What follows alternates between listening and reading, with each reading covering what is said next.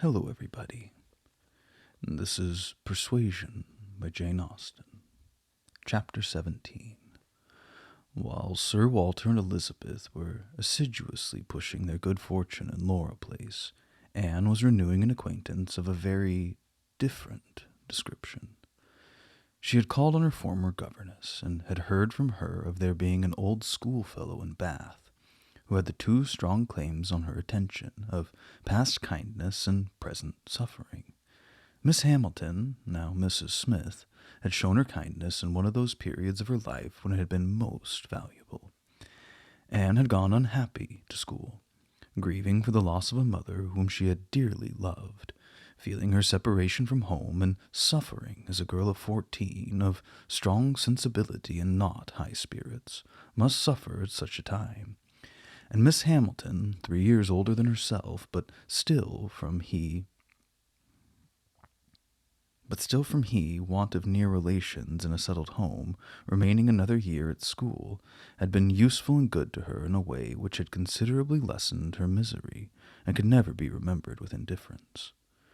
Miss Hamilton had left school, had married not long afterwards, was said to have married a man of fortune, and this was all that Anne had known of her, till now that their governess's account brought her situation forward in a more decided but very different form. She was a widow and poor. Her husband had been extravagant, and at his death about 2 years before, had led his affairs dreadfully involved. She had had difficulties in every sort to contend with, and in addition to these distresses, had been afflicted with a severe rheumatic fever, which finally, settling in her legs, had made her for the present a cripple. She had come to Bath on that account, and was now in lodgings near the hot baths, living in a very humble way, unable even to afford herself the comfort of a servant, and, of course, almost excluded from society. Their mutual friend answered for the satisfaction which a visit from Miss Elliot would give Mrs. Smith, and therefore lost no time in going. She mentioned nothing of what she had heard, or what she intended at home. It would excite no proper interest there. She only consulted Lady Russell, who entered thoroughly into her sentiments, and was most happy to convey her as near to Mrs. Smith's lodgings in Westgate Buildings as Anne chose to be taken. The visit was paid, their acquaintance re-established, their interest in each other more than rekindled. The first 10 minutes had its awkwardness and its emotion. 12 years were gone since they had parted, and each presented a somewhat different person from what the other had imagined. 12 years had changed Anne from the blooming, silent, unformed girl of 15 to the elegant little woman of 27, with every beauty excepting bloom, and with manners as consciously right as they were invariably gentle. And 12 years had transformed a fine-looking, well-grown Miss Hamilton, in all the glow of health and confidence of superiority, into a poor, infirm, helpless widow, receiving the visit of her former protégé as a favor. But all that was uncomfortable in the meeting had soon passed away, and left only the interesting charm of remembering former partialities and talking over old times. Anne found in Mrs. Smith the good sense and agreeable manners which she had almost ventured to depend on, and a disposition to converse and be cheerful beyond her expectation. Neither the dissipations of the past, and she had lived very much in the world, nor the restrictions of the present, neither sickness nor sorrow seemed to have closed her heart nor ruined her spirits. In the course of a second visit she talked with great openness, and Anne's astonishment increased. She could scarcely imagine a more cheerless situation in itself than Mrs. Smith's. She had been very fond of her husband. She buried him. She had been used to affluence, and it was gone. She had no child to connect with her life and happiness again, no relations to assist in the arrangement of perplexed affairs, no health to make all the rest supportable. Her accommodations were limited to a noisy parlor, and a dark bedroom behind, with no possibility of moving from one to the other without assistance, which there was only one servant in the house to afford, and she never quitted the house but to be conveyed into the warm bath. Yet, in spite of all of this, Anne had reason to believe that she had moments only of languor and depression, to hours of occupation and enjoyment. And how could it be? She watched, observed, reflected, and finally determined that this was not a cause of fortitude or of resignation only. A submissive spirit might be patient, a strong understanding would supply resolution, but here was something more. Here was that elasticity of mind, that disposition to be comforted, that power of turning readily from evil to good, and of finding employment which carried her out of herself, which was from nature alone. It was the choicest gift of heaven, and Anne viewed her friend as one of those instances in which, by a merciful appointment, it seems designed to counterbalance almost every other want. There had been a time, Mrs. Smith told her, when her spirits had nearly failed. She could not call herself an invalid now, compared with her state on first reaching Bath. Then she had indeed been a pitiable object, for she had caught cold on the journey and had hardly taken possession of her lodgings before she was again confined to her bed and suffering under severe and constant pain, and all this among strangers, with the absolute necessity of having a regular nurse, and finances at that moment particularly unfit to meet any extraordinary expense. She weathered it, however, and could truly say that it had done her good. It had increased her comforts by making her feel herself to be in good hands. She had seen too much of the world to expect sudden or disinterested attachment anywhere, but her illness had proved to her that her landlady had a character to preserve and would not use her ill, and she had been particularly fortunate in her nurse, as a sister of her landlady, a nurse by profession, who had always a home in that house when unemployed, chanced to be at liberty just in time to attend her.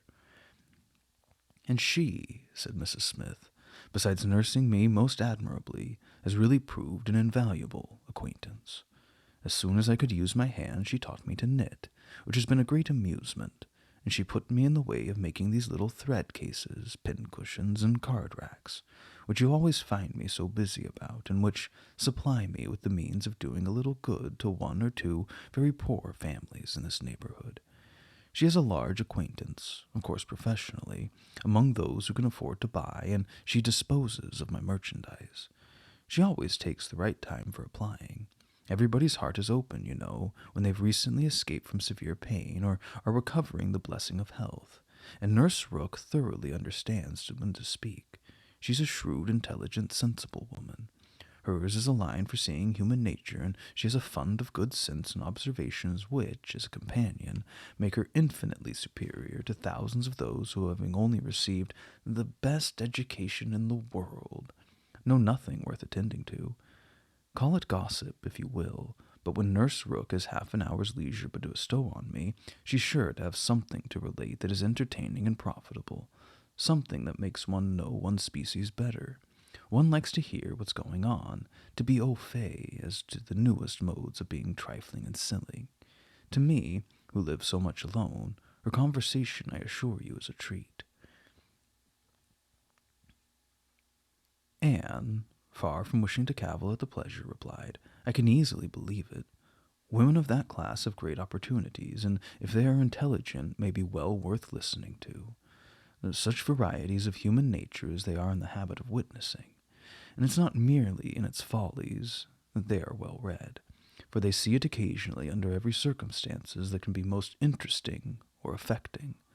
What instances must pass before them of ardent, disinterested, self-denying attachment, of heroism, fortitude, patience, resignation, of all the conflicts and all the sacrifices that ennoble us most. A sick chamber may often furnish the worth of volumes. Yes, said Mrs. Smith more doubtingly. Sometimes it may, though I fear its lessons are not often in the elevated style you describe. Here and there, human nature may be great in times of trial, but generally speaking, it is its weakness and not its strength that appears in a sick chamber. It is selfishness and impatience rather than generosity and fortitude that one hears of. There's so little real friendship in the world. And unfortunately, speaking low and tremulously, there's so many who forget to think seriously till it's almost too late. Anne saw the misery of such feelings. the husband had not been what he ought, and the wife had been led among that part of mankind which made her think worse of the world than she hoped it deserved. It was but a passing emotion, however, with Mrs. Smith. She shook it off and soon added in a different tone, I do not suppose the situation my friend Mrs. Rook is in at present will furnish much either to interest or edify me. She's only nursing Mrs. Wallace of Marlborough Buildings. A mere pretty, silly, expensive, fashionable woman, I believe, and of course will have nothing to report but of lace and finery. I mean to make my profit of Mrs. Wallace, however. She's plenty of money, and I intend she shall buy at the high-priced things I have in hand now. Anne had called several times on her friend before the existence of such a person was known in Camden Place. At last it became necessary to speak of her. Sir Walter, Elizabeth, and Mrs. Clay returned one morning from Laura Place with a sudden invitation from Lady Dalrymple. The same evening, and Anne was already engaged to spend that evening in Westgate Buildings. She was not sorry for the excuse. They were only asked, she was sure, because Lady Dalrymple, being kept at home by a bad cold, was glad to make use of the relationship which had been pressed so on her. And she declined on her own account with great alacrity. She was engaged to spend the evening with an old schoolfellow. They were not much interested in anything relative to Anne, but still there were questions enough asked to make it understood what this old schoolfellow was, and Elizabeth was disdainful, and Sir Walter severe. Westgate Buildings, said he, and who is Miss Anne Elliot to be visiting in Westgate Buildings? A Mrs. Smith, a widow Mrs. Smith, and who was her husband? One of the 5,000 Mr. Smiths whose names are to be met with everywhere. And what is her attraction? That she's old and sickly. Upon my word, Miss Anne Elliot, you have the most extraordinary taste. Everything that revolts other people, low company, paltry rooms, foul air, disgusting associations, are inviting to you.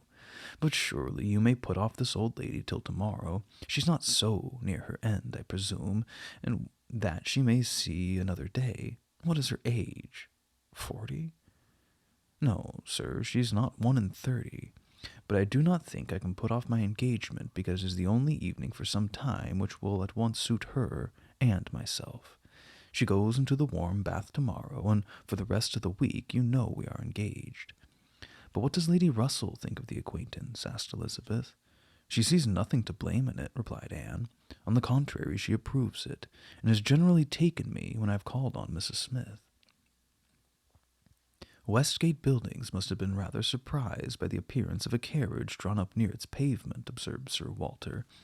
Sir Henry Russell's widow, indeed, has no honours to distinguish her arms, but still, it is a handsome equipage, and no doubt it's well known to convey a Miss Elliot, a widow Mrs. Smith lodging in Westgate Buildings, a poor widow, barely able to live between 30 and 40, a mere Mrs. Smith, an everyday Mrs. Smith, of all people and all names in the world, to be chosen friend of Miss Anne Elliot, and to be preferred by her to her own family connections among the nobility of England and Ireland. Mrs. Smith, such a name. Mrs. Clay, who had been present while all this passed, now thought it advisable to leave the room, and Anne could have said much, and did long to say a little, in defense of her friends, not very dissimilar claims to theirs, but her sense of personal respect to her father prevented her. She made no reply. She left it to himself to recollect that Mrs. Smith was not the only widow in Bath between 30 and 40, with little to live on and no surname of dignity. Anne kept her appointment. The others kept theirs, and of course she heard the next morning that they had had a delightful evening. She had been the only one of the set absent, for Sir Walter and Elizabeth had not only been quite at her ladyship's service themselves, but had actually been happy to be employed by her in collecting others, and had been at the trouble of inviting both Lady Russell and Mr. Elliot, and Mr. Elliot had made a point of leaving Colonel Wallace early, and Lady Russell had fresh arranged all her evening engagements in order to wait on her. Anne had the whole history of all that such an evening could supply from Lady Russell. To her its greatest interest must be in having been very much talked of between her friend and Mr. Elliot, in having been wished for, regretted, and at the same time honored for staying away in such a cause. Her kind, compassionate visits to the old schoolfellow, sick and reduced, seemed to have quite delighted Mr. Elliot. He thought her a most extraordinary young woman, in her temper, manners, mind, a model of female excellence. He could meet even Lady Russell in a discussion of her merits, and Anne could not be given to understand so much by her friend, could not know herself to be so highly rated by a sensible man, without many of those agreeable sensations which her friend meant to create. Lady Russell was now perfectly decided in her opinion of Mr. Elliot. She was as much convinced of his meaning to gain Anne in time as of his deserving her, and was beginning to calculate the number of weeks which would free him from all the remaining restraints of widowhood, and leave him at liberty to exert his most open powers of pleasing. She would not speak to Anne with half the certainty she felt on the subject. She would venture on little more than hints of what might be hereafter, of a possible attachment on his side, of the desirableness of the alliance, supposing such attachment to be real and returned. Anne heard her and made no violent exclamations. She only smiled, blushed, and gently shook her head. "I am no matchmaker, as you well know," said Lady Russell, being too well aware of the uncertainty of all human events and calculations. "I only mean that if Mr. Elliot should some time hence pay his address to you, and if you should be disposed to accept him, I think there would be every possibility of your being happy together. A most suitable connection, everybody must consider it, but I think it might be a very happy one." "Mr. Elliot is an exceedingly agreeable man, and in many respects I think highly of him," said Anne, "but we should not suit." Lady Russell let this pass, and only said in rejoinder, "I own that to be able to regard you as the future mistress of Kellynch, the future Lady Elliot, to look forward and see you occupying your dear mother's place, succeeding to all her rights and all her popularity, as well as to all her virtues, would be the highest possible gratification to me. You and your mother's self and countenance and disposition, and if I might be allowed to fancy you such as she was, in situation and name and home, presiding and blessing in the same spot, and only superior to her in being more highly valued. My dear Anne, it would give me more delight than is often felt at my time of life." Anne was obliged to turn away, to rise, to walk to a distant table, and leaning there in pretended employment, try to subdue the feelings this picture excited. For a few moments her imagination and her heart were bewitched. The idea of becoming what her mother had been, of having the precious name of Lady Elliot, first revived in herself, of being restored to Kellynch, calling it her home again, for her home forever, was a charm which she could not immediately resist. Lady Russell said not another word, willing to leave the matter to its own operation, and believing that, could Mr. Elliot at that moment with propriety have spoken for himself, she believed, in short, what Anne did not believe. The same image of Mr. Elliot speaking for himself brought Anne to composure again. The charm of Kellynch and of Lady Elliot all faded away. She never could accept him, and it was not only that her feelings were still adverse to any man save one. Her judgment, on a serious consideration of the possibilities of such a case, was against Mr. Elliot. Though they had now been acquainted a month, she could not be satisfied that she really knew his character. That he was a sensible man, an agreeable man, that he talked well, professed good opinions, seemed to judge properly, and as a man of principle, this was all clear enough. He certainly knew what was right, nor could she fix on any one article of moral duty evidently transgressed, but yet she would have been afraid to answer for his conduct. She distrusted the past, if not the present. The names which occasionally dropped of former associations, the allusions to former practices and pursuits, suggested suspicions not favorable of what he had been. She saw that there had been bad habits, that Sunday traveling had been a common thing, that there had been a period of his life, and probably not a short one, when he had been, at least, careless on all serious matters, and though he might now think very differently, who could answer for the true sentiments of a clever, cautious man, grown old enough to appreciate a fair character? How could it ever be ascertained that his mind was truly cleansed? Mr. Elliot was rational, discreet, polished, but he was not open. There was never any burst of feeling, any warmth of indignation or delight at the evil or good of others. This to Anne was a decided imperfection. Her early impressions were incurable. She prized the frank, the open-hearted, the eager character beyond all others. Warmth and enthusiasm did captivate her still. She felt that she could so much more depend upon the sincerity of those who sometimes looked or said a careless or hasty thing, than of those whose presence of mind never varied, whose tongue never slipped. Mr. Elliot was too generally agreeable. Various as were the tempers in her father's house, he pleased them all. He endured too well, stood too well with everybody.